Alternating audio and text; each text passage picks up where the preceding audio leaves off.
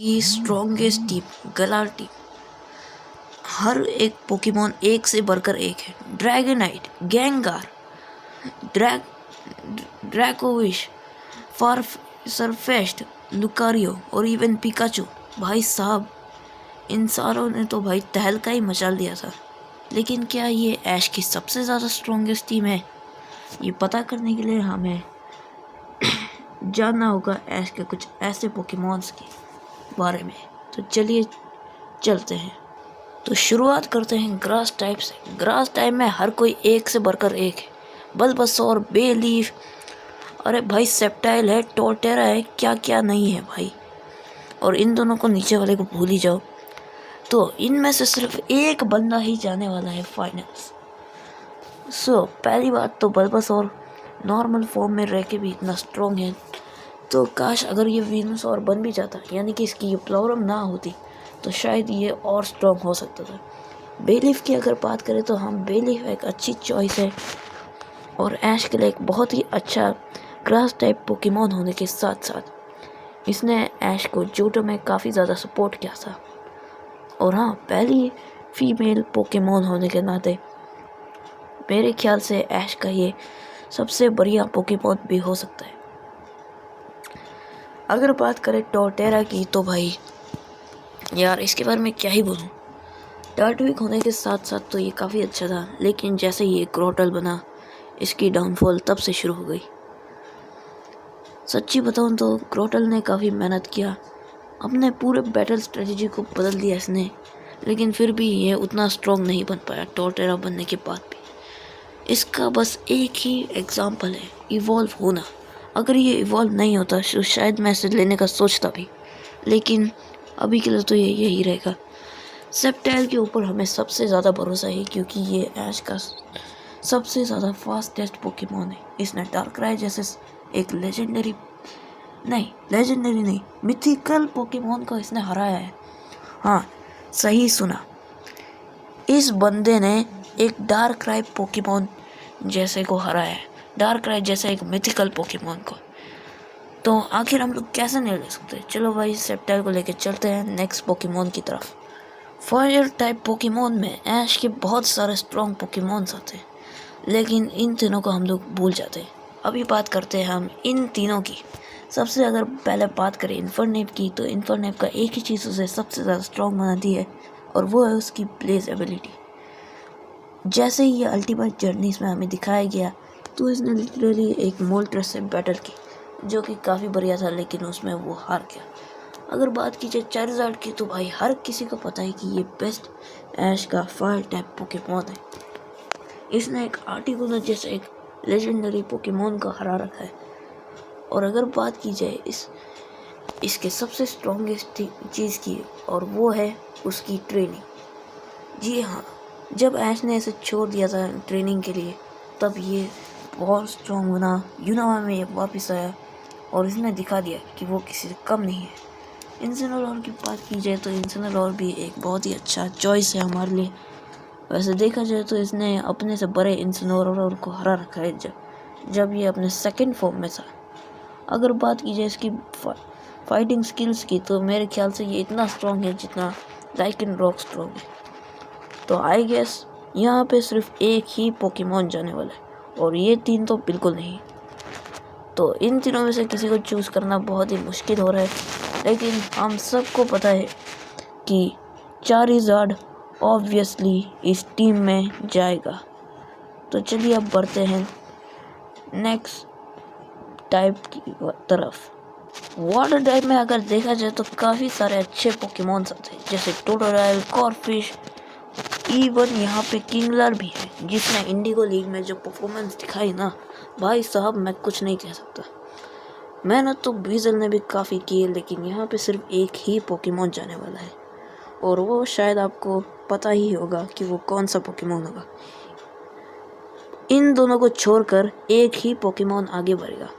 वैसे देखो, अंडररेटेड तो सभी है, वीजल भी है, कॉर्फिश भी है, इवन टोटोराइल भी अंडररेटेड है, और हाँ, सबसे ज़्यादा अंडररेटेड तो क्रैबी है, जो कि अब किंगलर बन चुका है। लैपरस का अगर देखा जाए तो इसे ज़्यादा टाइम नहीं मिला मेरे ख्याल से, और ये ज़्यादा स्ट्रॉन्ग भी नहीं क्योंकि उस समय तो बस ये बेबी पोकेमोन था। स्क्वाडल को अगर देखा जाए तो भाई तू कोई मेन कैरेक्टर नहीं है, तुझे विकसित होना होगा स्ट्रॉन्ग बनने के लिए। ये वॉर्डल में भी विकसित नहीं हुआ। बल्बासोर को तो हमें फिर भी पता है कि वो विकसित नहीं हो सकता, लेकिन इसका कुछ नहीं पता ये विकसित हो सकता है कि नहीं हो सकता। अगर हो सकता है तो अच्छी बात है भाई, जल्दी से ब्लास्टोइस बन जा, या फिर एटलीस्ट ये वॉर्डल तो बन ही जाए। अगर बात की जाए सबसे स्ट्रॉन्गेस्ट पोकेमोन की तो वो ऑब्वियसली ग्रेनिंजा ही होने वाला है। आखिर ये कैसे नहीं जाएगा फाइनल्स में। इसके पास बॉन्ड एवोल्यूशन है, जायंट ऑरा स्फीयर को कंट्रोल करने का पावर है, और लिटरली ये ऐश का सबसे ज़्यादा स्ट्रॉन्गेस्ट और सेकंड स्ट्रॉन्गेस्ट भी कह सकते हैं इसे। चार रिजल्ट के आने के बाद, हाँ, जब चार्जर था तो हमें लगता था कि चार्जर ही सेकंड स्ट्रॉन्गेस्ट पोकेमोन है, लेकिन इसने बता दिया कि नहीं भाई, कोई और भी बाप है। तो चार्जर अगर इसे देखा जाए तो ये काफ़ी ज़्यादा स्ट्रॉन्ग है। तो चलते हैं अभी नेक्स्ट टाइपिंग की तरफ। हम सबको पता है कि मेटल ऐश का सबसे पहला स्टील टाइप पोकेमोन है, लेकिन क्या ये सच में स्ट्रॉन्ग है मिथिकल पोकेमोन होने के बाद भी? मुझे ऐसा नहीं लगता, क्योंकि इससे भी ज़्यादा स्ट्रॉन्ग है मेगा लुकारियो। जी हाँ गाइस, ऐश का एक लौता पोकेमोन जो मेगा इवॉल्व कर सकता है। स्टील टाइप और फाइटिंग टाइप होने के साथ साथ इतना स्ट्रॉन्ग पोकेमोन मैंने आज तक नहीं देखा।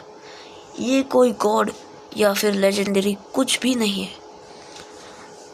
ये कुछ भी नहीं होने के बाद भी ये इतना स्ट्रॉन्ग है। इसका जायंट ऑरा स्फीयर जो ग्रेनिंजा ने इसे सिखाया है ना, हम सबको पता है कि ये ग्रेनिंजा जितना ही स्ट्रॉन्ग है, लेकिन ये ग्रेनिंजा जितना पावरफुल बिल्कुल नहीं है। ग्रेनिंजा ने इसे सब कुछ सिखाया है और हमें ये भी पता है कि ये नेक्स्ट राउंड में जाने वाला है। देखो, अगर फ्लाइंग टाइप में भी देखा जाए तो एक से बढ़कर एक पोकेमोन है, और देखा जाए तो फ्लाइंग टाइप ही शायद ऐश का सबसे ज़्यादा पोकेमोन है। सबसे पहले बात करते हैं पिजियोटो की, सबसे पहला फ्लाइंग टाइप पोकेमोन। ये जैसे ही पिजियोट बना इसे छोड़ दिया गया, उसका कुछ पता नहीं है पावरफुल है भी कि नहीं। इसका तो आज तक विन रेट भी नहीं पता कि कितना स्ट्रॉन्ग है। चार्जर तो ऑब्वियसली पहले से सिलेक्ट हो गया है, तो इसे अभी छोड़ देते हैं। अभी गेंजुत्सु वाला नॉकटाउल भी कुछ ज़्यादा पावरफुल नहीं है, इसने ज़्यादा बैटल भी नहीं किया और उसको ज़्यादा एक्सपीरियंस भी नहीं है। बात की जाए अगर ड्रैगनाइट की तो हाँ, ड्रैगनाइट ऐश का एक ऐसा लौता पोकेमोन है जो अपने दम पर इतना स्ट्रॉन्ग है कि ये एक मेगा लुकारियो को भी हरा पाए। राउलित, या फिर मुझे कहना चाहिए भगवान, ग्रास टाइप होने के बावजूद भी ये बिना इवॉल्व हुए भी बहुत ज़्यादा स्ट्रॉन्ग है। अपने से बड़े पोकेमोन्स को भी यह आराम से ढेर कर सकता है। डोवेन की अगर बात की जाए तो ये उतना स्ट्रॉन्ग नहीं है जितना ऐश के कालोस टीम थी। हालूचा ने मुझे काफ़ी ज़्यादा इम्प्रेस किया। बिना किसी इवोल्यूशन होने के बाद भी इसने 17 बैटल्स किए, 17 में से 9 बैटल जीता है और एक टाई हुई है। तो कह सकते हो कि ये काफ़ी ठीक ठाक पोकेमोन है। टैलनफ्लेम भी उस पोकेमोन्स में से आता है जो बहुत ही स्ट्रॉन्ग होता है। जैसे ये टैलनफ्लेम में विकसित हुआ, इसका बैटल हुआ मोल्ट्रेस से, तो सोच ही सकते हो कितना स्ट्रॉन्ग होता होगा। हम सबको पता है कि हमारे महान अनफिजल की वजह से ही ऐश लीग से बाहर हो गया था, तो इसकी तो बात ही नहीं करते। ब्लास्कोर को भी देखा जाए तो ये भी स्ट्रॉन्ग तो है, लेकिन भाई मेरे ख्याल से तू इधर में नहीं जाएगा, क्योंकि जब तू ग्लाइगार्ड था तो बैटल करने से ही डरता था। सबको पता है कि अगर तुम्हारा कोई पोकेमोन कमज़ोर है तो इतना कोई प्रॉब्लम बात नहीं है, तुम उसे इवॉल्व कर सकते हो या फिर ट्रेन करके उसे स्ट्रॉन्ग बना सकते हो। लेकिन इस पोकेमोन को फाइट करने से ही डर लगता है, तो तुम आखिर ऐसे पोकेमोन का क्या ही करोगे। खैर, इसके ऊपर ज़्यादा बात नहीं करते। स्टारएप्टर से मुझे काफ़ी उम्मीद थी और उसने मुझे इम्प्रेस भी काफ़ी किया। इसका बाल का स्टाइल एकदम बढ़िया लगता है, छपरियों की तरह, लेकिन इसका बैटल रिकॉर्ड मेरे ख्याल से उतना बढ़िया नहीं है।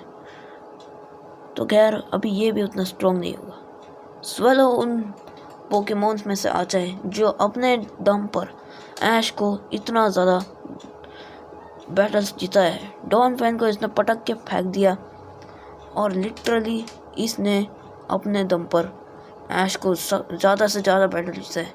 जब ग्रोवल सेप्टाइल में विकसित नहीं था तो स्वेलो ही ऐश का सबसे स्ट्रॉन्गेस्ट पोकेमोन था। तो मैं इसे लेकर जा रहा हूँ फाइनल्स में। टोरटेरा तो पहले से ही बाहर है क्योंकि मैंने इसके बारे में बात कर ही चुका है। अगर बात की जाए गैबल की तो भाई तू ज़्यादा पावरफुल नहीं है। मैं मानता हूँ इसने सीनोल लीग में कुछ ज़्यादा ही तहलका मचा दिया था, बिना इवॉल्व हुए भी ड्रैको मीटियोर को सीखने में से टाइम लग गया। लेकिन अगर ये गार्चो में विकसित हो जाता तो शायद ये बहुत स्ट्रॉन्ग बन पाता। क्रोकोडाइल तो ऑब्वियसली सिलेक्ट होने वाला है क्योंकि ये ऐश का एक ऐसा लोता पोकेमोन है जो अंडररेटेड भी है और एस पोकेमोन भी है। तो इसलिए मैं इसे लेकर चल रहा हूँ नेक्स्ट पोकेमोन की तरफ। हर किसी को पता है कि लाइकेन रॉक की वजह से ही हमारा ऐश 25 साल बाद नहीं 25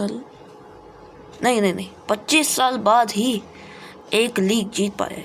तो इसे फाइनल्स में ना ले जाने की मेरे पास कोई वजह नहीं है, तो इसलिए मैं इसको लेके जा रहा हूँ फाइनल्स में।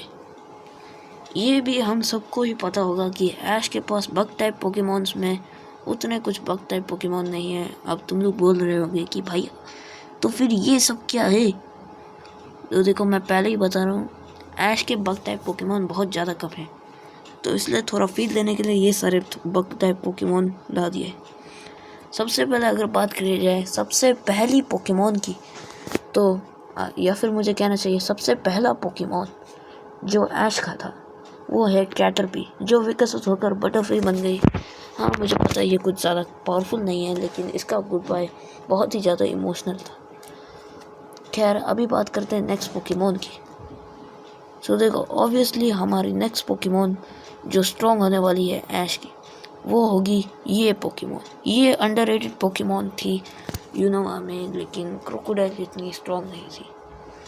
लेकिन हम सबको ही पता है कि ऐश का हेराक्रोस सबसे ज़्यादा स्ट्रॉन्ग बग टाइप पोकेमोन है, तो इस वजह से मैं इसे लेकर जा रहा हूँ। ऐश के ड्रैगन टाइप पोकेमोन भी बहुत स्ट्रॉन्ग है, लेकिन कुछ पोकेमोन बिल्कुल नहीं जाने वाले। सो देखो हम सबको पता है कि ड्रैगनाइट एक लौता ऐसा पोकेमोन है जो ऐश का ड्रैगन टाइप में शायद सबसे स्ट्रॉन्गेस्ट भी होता होगा। नॉयवन तो नहीं आएगा, लेकिन हम लोग जो पोकेमोन को चुनने वाले हैं वो ऑब्वियसली हमारा गूड्रा होने वाला है। लीग से पहले ये एक भी मैचेस नहीं हारा, यानी कि 100% विन रेट के साथ ये हमारे साथ फाइनल्स में जाएगा। गेंगार ऐश का एक लौता घोस्ट टाइप पोकेमोन है जिसके पास बहुत अच्छे मूव्स हैं। ये एक ही टाइम में जैगेंटामैक्स और डायनामिक्स दोनों सीख गया, तो आखिर कैसे मैं इसे नहीं ले जा सकता। और वैसे भी अगर कोई दूसरा घोस्ट टाइप पोकेमोन भी होता तो शायद मैं इसे ही चुनता, क्योंकि इसके अटैक्स इतने ज़्यादा बढ़िया हैं कि मैं क्या ही बताऊँ। Fairy type, ghost type, psychic type, fire type, और इतना ही नहीं, अभी रुको और बता दूँ ना। अगर हर तरीके से देखा जाए तो गेंगार उन ट्रेनर्स के लिए अच्छा है जिन्हें टाइपिंग के बारे में ठीक से समझ नहीं आता, यानी कि कौन से पोकेमोन के सामने कौन सा पोकेमोन बेहतर रहता है। तो मैं इसे लेकर जा रहा हूँ फाइनल्स में। तो अब क्योंकि हम लोग फाइनल्स में आ चुके हैं, तो अब हम लोग उन पोकेमोन्स की बात करेंगे जो ऐश की टीम में जाएंगे। सबसे पहला तो ऑब्वियस होगा चारिज़ार्ड। यह ऐश का उन फायर टाइप पोकेमोन्स में से एक है जो इतना स्ट्रॉन्ग है कि भाई ये एक लेजेंडरी पोकेमोन आर्टिक्यूनो को हरा चुका है, तो आखिर मैं इसे कैसे नहीं ले जा सकता। और वैसे भी अगर इन्फोनेव की तरह ही ये ब्लेज एबिलिटी इस्तेमाल करता तो ये तो फिर भी नंबर 1 पे ही आता, और शायद ये ग्रेनिंजा से भी ज़्यादा स्ट्रॉन्ग हो पाता। अभी तक तो ऐश के चारिज़ार्ड को कोई भी बीट नहीं कर पाया, लेकिन अब जो पोकेमोन आ रहा है शायद ये पोकेमोन इतना स्ट्रॉन्ग है कि एक चारिज़ार्ड को हरा पाए, वो भी ऐश के चारिज़ार्ड को। ऐसा वैसा चारिज़ार्ड नहीं जिसने एक लेजेंडरी पोकेमोन का हरा है, वो चारिज़ार्ड। खैर भाई अभी क्या हो रहा है, हाँ तो ये है वो ग्रेनिंजा। इसके पास 2 चीज़ अच्छे हैं, और वो है इसकी फास्टनेस। इतना तेज़ होने के बाद ये सेप्टाइल को बीट नहीं कर सकता क्योंकि ये उतना स्पीड फास्ट नहीं है। इसका जायंट शुरिकन और इसका बॉन्ड एवोल्यूशन ये दोनों होने की वजह से ही ये यहाँ पर है, वरना शायद बुइजल इसकी जगह ले लेता। देखो, अगर बुइजल विकसित भी हो जाता तो इसके आसपास आना तो इसके लिए नामुमकिन होता। एक टाइम ऐसा भी था जब चार्जर्ड को ऐश का सबसे स्ट्रॉन्ग पोकेमोन माना जाता था, लेकिन इसके आने के बाद शायद अब चार्जर्ड को रिटायरमेंट लेना चाहिए, तो इसलिए ये अपने दम पर फाइट करने जाएगा। ऐश का फास्टेस्ट पोकेमोन, या फिर मुझे कहना चाहिए मिथिकल किलर, इसने डार्कराय जैसा एक मिथिकल पोकेमोन को हराया। आखिर कैसे मैं इसे नहीं चुन सकता। और ऑब्वियसली ये ऐश का सबसे तेज पोकेमोन है, जो इतना तेज है कि ये ग्रेनिंजा को भी पागल करा दे कि ये किधर जा रहा है। इसका ओवर ग्रोथ एबिलिटी भी बहुत स्ट्रॉन्ग है। तो हमने 3 पोकेमोन को सिलेक्ट कर लिया, चार्जर्ड, ग्रेनिंजा और सेप्टर। बढ़ते हैं आगे। ऐश का एक लौता पोकेमोन जो मेगा इवॉल्व कर सकता है, या फिर मुझे कहना चाहिए ग्रेनिंजा का दूसरा रूप, क्योंकि